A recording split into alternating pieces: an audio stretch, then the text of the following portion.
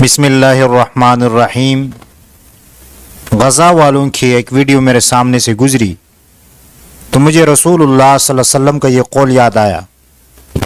जब आप सल्लल्लाहु अलैहि वसल्लम हिजरत के सफ़र शुरू कर रहे थे और जब मक्के से जाने लगे, मक्के से फरमाया था कि आप अल्लाह के यहाँ बेहतरीन जगह है। अगर लोग मुझे न निकालते तो मैं इस जगह से न निकलता। तो लोग अपने वतन से, मुल्क से बहुत प्यार करते हैं। तो आइए ये वीडियो देखें कि किस तरह ये लोग खुशी के साथ अपने जगह की तरफ लौट रहे हैं।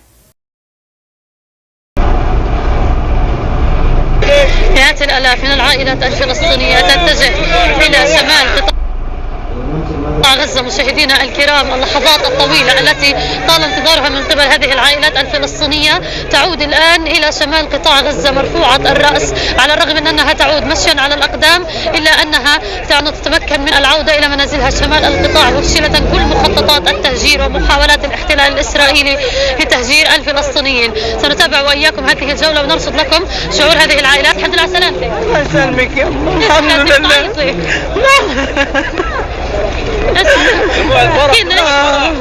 فرح هذه الحمد لله. لا انا روحنا الحمد لله. الحمد لله. شعوري مش عارفه، قلبي مش قادر ايش اقول لك على شعوري فرحانه والله يا خالتي. الحمد لله. مين بستناكي في الشمال؟ بنتي ولادي هناك. حبيبتي يا خالتي. بيتكم منيح ان شاء الله يا رب. الحمد لله. الله يحفظكم يا رب، الله يحفظكم ان شاء الله بتوصلوا بالسلامه.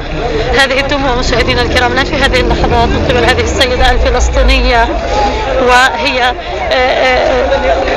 تعود. بحبك الحمد لله.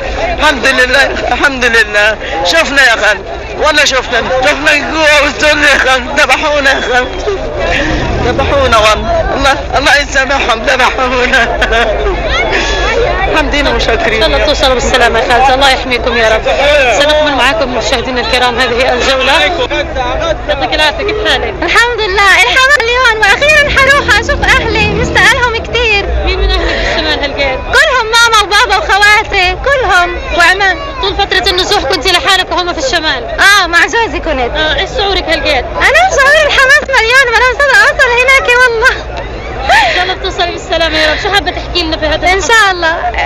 يعني مبسوطه كثير يعني، بس من كثر ما انا فرحانه مش قادره اعبر عن فرحتي. الله يفرحك كمان وكمان. ان شاء الله بتوصلي بالسلامه. شكرا جزيلا لك.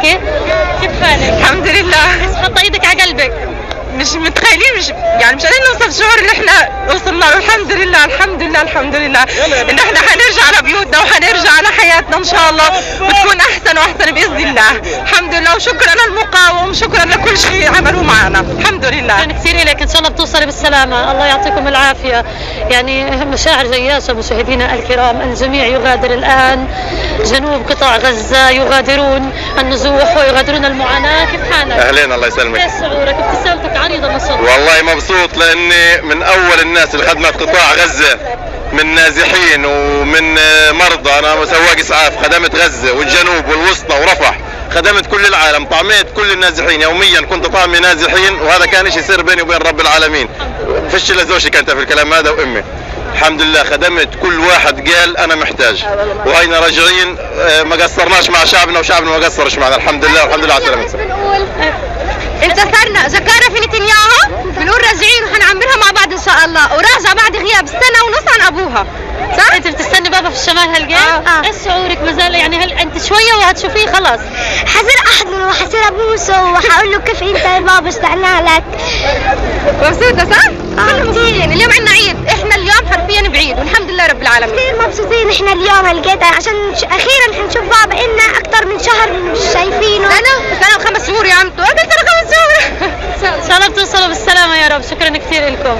هذه المشاعر والناس يتحدثون مشاهدينا الكرام، وهذه المشاعر الكبيره لهذه العائلات الفلسطينيه التي تسير منذ ساعات مشيا على الاقدام هنا في هذه اللحظات وهذه المشاهد المهيبه مشاهدينا الكرام، ويحملون امتعتهم. الله اكبر. ايش بتحكي لنا اليوم؟ ولا حاجه، هاي روحنا على غزه، ما كناش متوقع هاليوم نروح فيه. الحمد لله على سلامتكم، الله يحفظكم. يعطيك العافيه. كيف حالك؟ شو حابب تحكي لنا اليوم؟ الحمد لله كل حال. الحمد لله. ايش مبسوطين؟ الحمد لله روحنا على بيوتنا على ديارنا. الحمد لله. كنتوا متخيلين هذه اللحظة؟ لا الحمد لله وين الحمد لله. الحمد لله، إن شاء الله توصلوا بالسلامة. شكرا جزيلا لك، الله يعافيكم.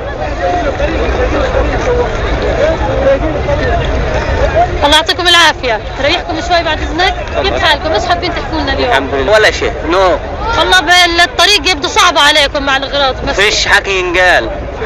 حسبي الله يكون معاكم، إن شاء الله توصلوا بالسلامة يا رب. يعطيك العافية. كيف حالك؟ الحمد لله والله تمام. الله يسلمكم يا रब। तो जी आपने ये वीडियो देखी।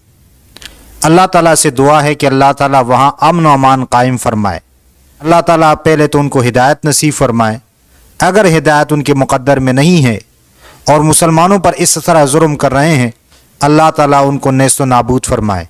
आमीन सुम्मा आमीन या रब्बल आलमीन।